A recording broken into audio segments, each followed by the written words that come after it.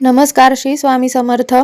श्रावण महिना लवकरच सुरू होत आहे. 25 जुलैपासून श्रावण महिन्याची सुरुवात होत आहे. हा महिना आपण भगवान शंकरांना समर्पित केलेला असतो.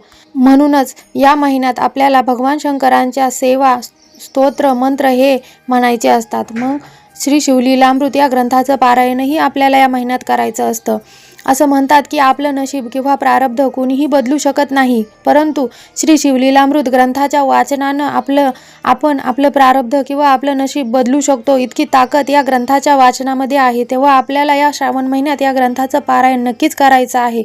या ग्रंथाच्या पारायणासंबंधीचे नियम कोणते, तसेच पूजा मांडणी कशी करायची, तसंच या ग्रंथाच्या पारायणाचं उद्यापन कसं करायचं, किती अध्याय वाचायचे, या सर्व प्रश्नांची माहिती मी चॅनलवर एका व्हिडिओमध्ये अपलोड केलेली आहे. तो व्हिडिओ तुम्ही पाहू शकता.